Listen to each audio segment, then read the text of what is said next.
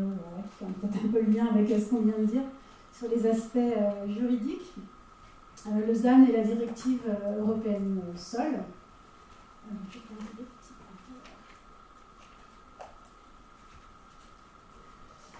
Alors, donc là, j'ai repris quelques informations de Philippe Billet, en fait, qui est un professeur de Lyon en droit public et qui s'est vraiment spécialisé sur le sol. Et en fait, voilà, les sols, c'est un peu l'arlésienne du droit, parce qu'en fait, il y a des réglementations en lien avec le sol, mais c'est jamais le sol pour lui-même directement. C'est toujours le sol pour la qualité de l'eau, le sol pour les pollutions, le sol pour la lutte contre l'érosion, etc. Et puis d'abord, en fait, le sol, il se cache sous différentes dénominations. On parle de sol, mais dans la réglementation, dans la loi, on trouve aussi le mot terre, territoire, fond et tréfonds, surface. Voilà, donc il faut savoir un peu décoder, lire entre les lignes, pour savoir qu'on parle du sol tel que nous, on l'entend. Donc c'est ce que je disais, voilà, avec toujours une approche fonctionnelle, c'est le sol pour une fonction qu'il exerce, c'est pas le sol en lui-même.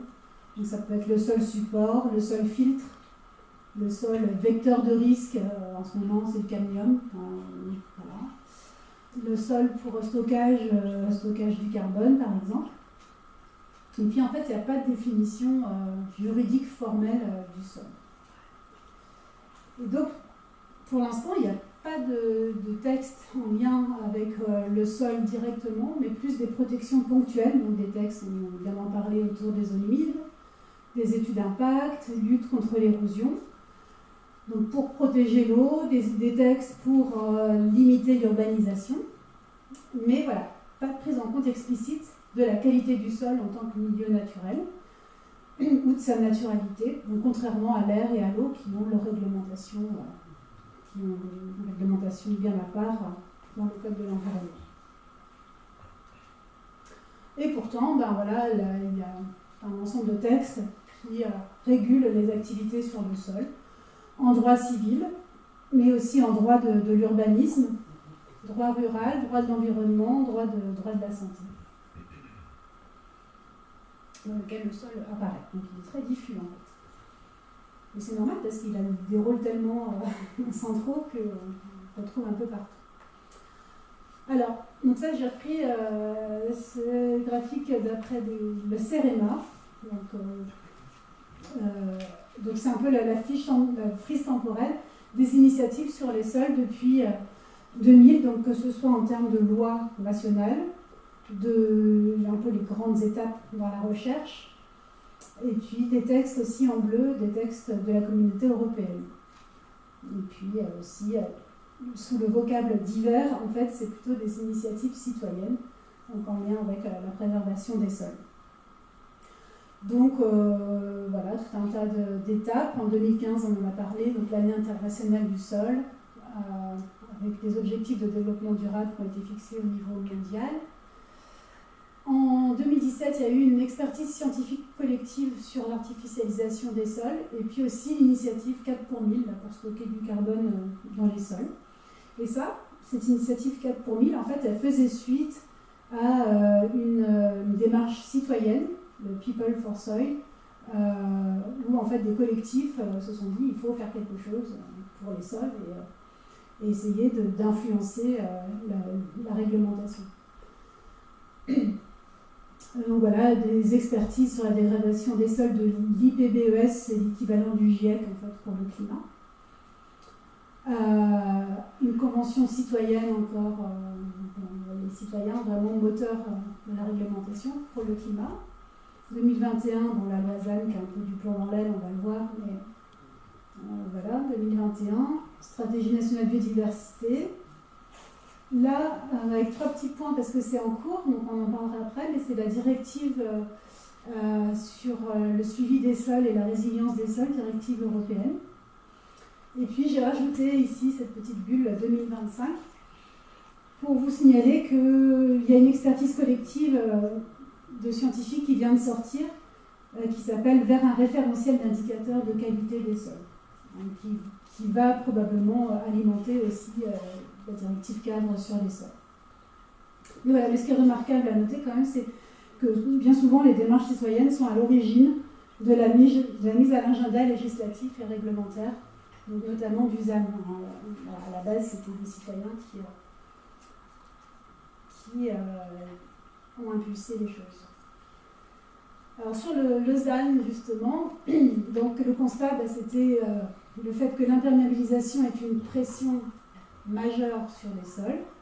Donc là, en fait, c'est l'artificialisation, la consommation d'espace, pour vous montrer que la Bretagne n'est pas du tout épargnée par cette question, au contraire, et qu'en fait, c'est 3,5 millions d'hectares artificialisés actuellement en France, et puis en 10 ans, c'est à peu près 300 000 hectares de plus. Donc une artificialisation qui augmente 4 fois plus vite que la population. Essentiellement du fait de l'habitat. Donc ces constats, voilà, donc en 2021, il y a eu la loi climat et résilience, suivie en 2023 de la loi ZAN, et puis des décrets d'application de cette loi. Donc c'était l'idée en fait de dire, avant on regardait plutôt le sol comme un support en 2 dimensions, et de dire que finalement le sol c'est aussi une ressource en 3 dimensions. Il y a ce qui se passe à la surface, mais il y a aussi l'importance de ce qui se passe dans le sol et de toutes les fonctions dont on vient de parler. Donc voilà, l'idée c'était vraiment de passer de l'occupation du sol à considérer la qualité du sol. Bon voilà, je suis un petit peu mal à l'aise pour présenter ça parce que c'est un peu du plomb dans l'aile, mais on va en parler après. Mais l'idée, il y avait quand même dans cette loi, il y a la fixation d'un objectif de zéro artificialisation nette d'ici 2050, avec l'idée d'avoir une première étape jusqu'en 2031 où on va vers une trajectoire de diminution de la consommation d'au moins 50%, et puis de dire que il faut que les documents de planification, donc le SRADET, le SCOT et les PLU, se mettre en adéquation et doivent être corrigés pour intégrer ce nouvel objectif. Voilà. Et puis, voilà, donc, que finalement toutes les échelles sont concernées, depuis des planifications régionales SRADET jusqu'au projet d'aménagement. Donc l'idée, c'est pas de dire on n'artificialise plus du tout, c'est si on artificialise, on désartificialise à certains endroits. Et donc pour aller à l'échelle des projets, donc il y a toute la difficulté, quels indicateurs, comment évaluer les fonctions des sols, etc. Donc ça, en fait, il y a des projets qui sont en cours en lien avec les sols, le projet MUSE, à l'échelle plutôt de la planification territoriale, et puis un autre projet d'Estisol qui fournissent des outils en fait, pour estimer la qualité des sols, leur fonctionnalité. Donc d'Estisol qui est plus à l'échelle de l'aménagement opérationnel. Donc le but de ces projets, c'est de développer des outils à mettre à disposition des gestionnaires de l'espace pour intégrer ces objectifs et ces enjeux d'artificialisation. Mais du coup, suite à tout ça, donc il y a la loi TRACE.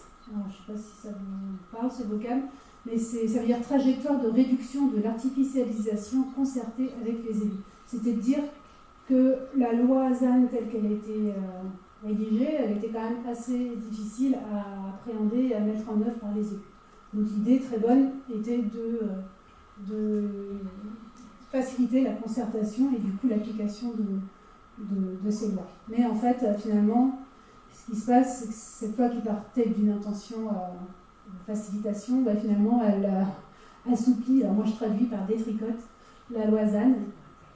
Donc elle a été adoptée par le Sénat le 18 mars dernier. Je ne sais pas où ça en est ensuite de l'Assemblée nationale. Je ne sais pas si quelqu'un c'est encore en travaux. Ouais.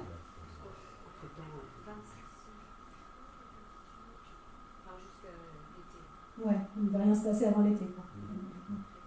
On y est déjà. Donc voilà, mais en tout cas, ce qui se profile, c'est la suppression de l'objectif de réduction de 50% de la consommation des... Alors, ENAF, c'est espace, c'est pas le pâté, uniquement. C'est les espaces naturels, agricoles et forestiers. Donc à l'échéance de 2031.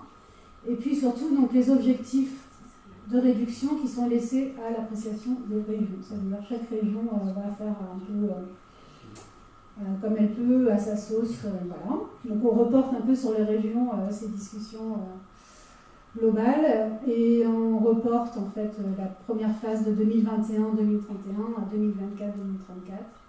Et puis les exemptions, par exemple tout ce qui est logements sociaux, projets d'intérêt supérieur et tout ça, ne rentrent pas ne sont pas comptabilisés comme des surfaces imperméabilisées. Donc voilà, des exceptions qui vont être de plus en plus nombreuses. Et puis donc des objectifs qui étaient par rapport à la transcription dans les documents qui était 2024 pour le SRADEP, c'est maintenant 2026, qui était 2027 pour le SCOT, c'est maintenant 2031, et ce qui était 2028 pour les PLU sont maintenant 2036. Donc on reporte au-delà des échéances politiques en fait. Voilà. Donc on va voir. Je suis un peu démunie pour savoir comment ces choses-là vont évoluer.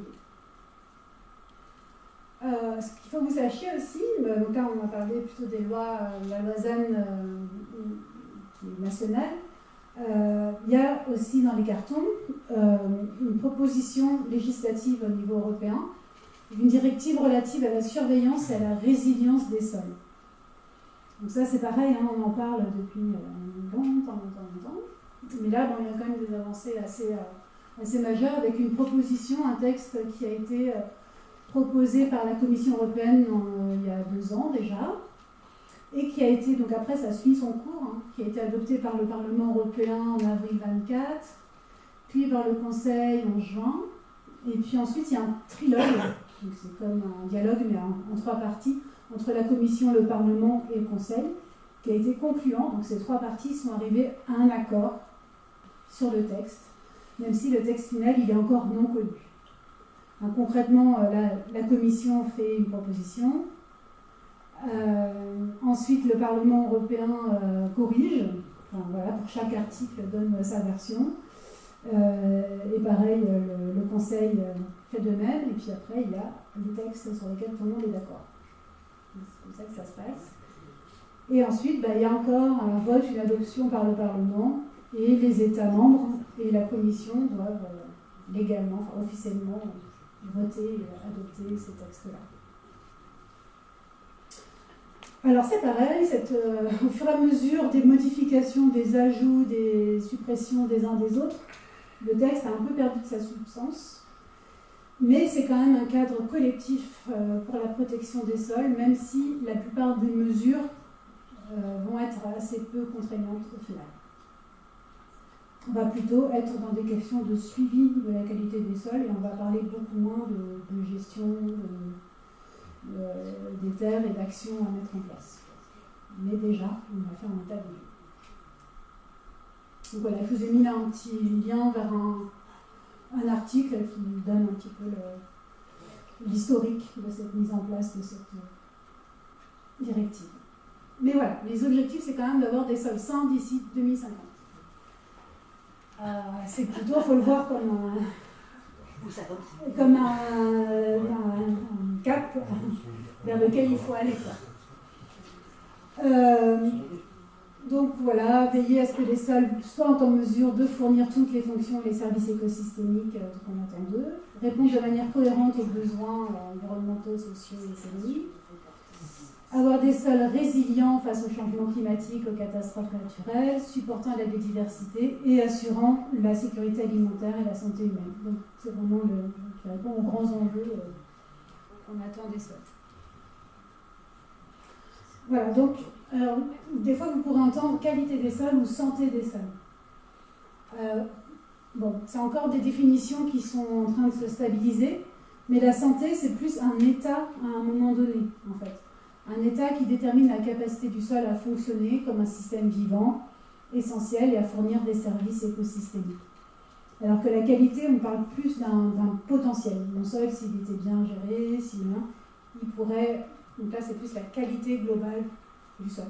Comme un individu, En humain, ça pourrait être la qualité, ça pourrait être sa taille, ça pourrait être la couleur de ses cheveux, etc. Alors que la santé, bah, c'est plus sa capacité à fonctionner. Voilà, donc pour définir ce que c'est un sol sain, en fait, dans la loi, il y a plusieurs descripteurs, des indicateurs du sol, avec ou sans critère. Un critère étant un seuil.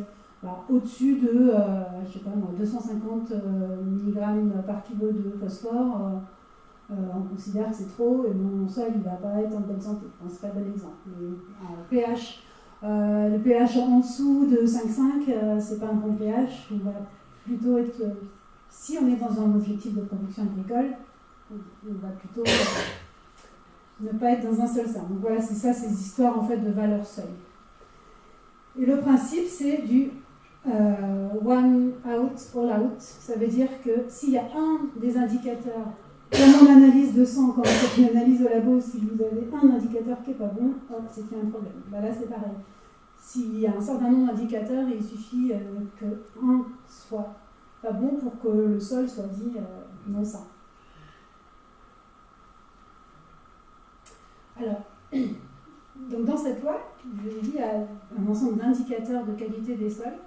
Donc il faut savoir qu'il y a eu une étude, peut-être vous en avez entendu parler, une étude nationale qui a regroupé un panel d'experts, tout ce qu'on fait de mieux comme scientifiques autour de la qualité des sols. Donc c'est l'étude Indicasol, dont le titre long est Préserver la qualité des sols vers un référentiel d'indicateurs. Et donc il y a eu un colloque le 9 février de restitution, et les vidéos sont disponibles, donc à ce lien vous pouvez regarder ça. Mais en gros, voilà, c'était 19 experts issus de 10 organismes de recherche dans les domaines de sciences du sol essentiellement, mais aussi sciences de la terre, physiologie, microbiologie, etc. Même économie, droit, géographie, anthropologie. Donc un ensemble d'experts qui ont passé au crible, je ne sais plus combien de centaines de documents, d'articles scientifiques, et qui ont, à partir de ces articles, de leur lecture, de leur expertise, qui ont donc délivré des rapports. Donc le rapport initial, il fait 1000 pages, là, qui présente toutes les synthèses, etc. Il y a eu une synthèse de ce rapport d'une centaine de pages, et puis un résumé de 10 pages. Donc, si vous êtes très pressé, vous pouvez lire le résumé. En gros, dans cette étude, ils ont considéré 6 fonctions principales du sol. Réguler la qualité et la quantité d'eau. Donc peut-être vous, dans vos problématiques, vos enjeux, voilà, ça peut bien vous regarder ce qui s'est dit. Par rapport au fait d'infiltrer, stocker et transférer l'eau, réguler la composition et la qualité de l'eau. Régulation des contaminants, stockage du carbone, fourniture de nutriments à la biocénose, donc à l'écosystème. Entretenir la structure du sol, supporter la biodiversité. Alors, c'est les fonctions sur lesquelles ils ont focalisé. Ils ont regardé dans la littérature scientifique qu'est-ce qu'il y avait comme indicateur qui existait pour caractériser ces fonctions. Et ils ont produit des tableaux hyper compliqués, mais hyper complets, où ils ont regardé donc à la fois leurs fonctions, ici, les 6 fonctions dont on vient de parler, mais ils ont aussi regardé en rapport avec la loi européenne sur les sols.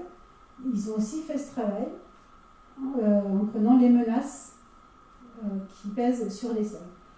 Et ils ont regardé après indicateur par indicateur, par exemple l'épaisseur du sol. Et plus c'est foncé, plus ça va être important pour telle et telle fonction. Par exemple, la masse volumique apparente, elle va être essentielle pour estimer le risque de tassement du sol, mais aussi l'entretien de la structure du sol. Voilà, donc comment ça se présente.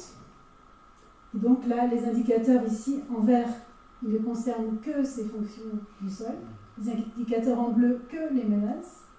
Et les indicateurs en bleu, violet, que les menaces. Et ceux en bleu, ils sont utilisés pour les deux aspects, à la fois les fonctions et les menaces. Donc, je vous la fais un peu plus courte. Donc voilà ce genre de tableau qu'ils ont produit. Et puis ils ont aussi produit ça, qui paraît très compliqué, qui est assez compliqué. Mais ce qui est intéressant, c'est que pour chaque indicateur, ils ont regardé, donc là, c'est tous les indicateurs biologiques, chimiques, physiques, etc. Ils ont regardé ceux qui étaient déjà matures, déjà utilisés, ceux qui sont en maturation et ceux qui sont en développement. Et pour chacun, ils ont regardé est-ce que cet indicateur il est crédible, est-ce qu'il est faisable, ça c'est important pour un indicateur, pour que ce soit facile à mettre en œuvre sur le terrain. Est-ce qu'il est pertinent, est-ce qu'il est informatif, est-ce qu'il est légitime et le contexte de mise en œuvre. Donc voilà, pour chaque indicateur, on a idéalement les meilleurs indicateurs, c'est ceux qui sont tout au vert, quoi. Donc voilà, je n'ai pas le temps de vous présenter en détail tout ça, mais sachez que ça existe et qu'il y a des liens qui sont faits entre les fonctions des sols et puis les menaces qui sont prises en compte dans la soil monitoring, dans la loi de surveillance des sols. Voilà, c'est un peu vraiment de l'actualité, les travaux vraiment en cours, et la France pour ça est moteur au niveau européen.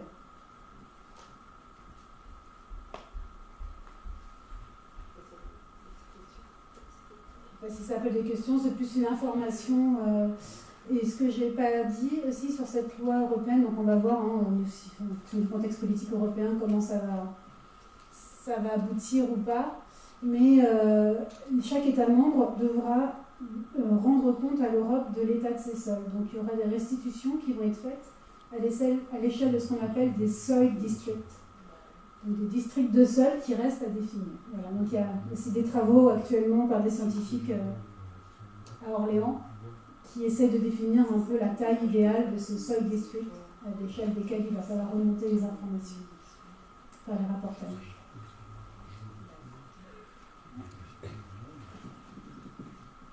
Peut-être, est-ce qu'il y a une directive européenne, est-ce qu'il y a des pays qui traitent le sol un peu différemment, ou qui le considèrent différemment? Ma voisine me parlait de la Belgique qui considérait que le sol était un bien commun, un peu comme on considère nous, par exemple quelqu'un qui vendait sa propriété devait remettre le sol en bonne santé. Est-ce que justement il y a des approches vraiment différentes dont on pourrait s'inspirer? Oui, mais il y a la Belgique, il y a aussi la Suisse, bon, je ne fais pas forcément partie de l'Europe, mais la Suisse a aussi un système de surveillance, de suivi de ses sols qui est très fort. Suisse, Belgique.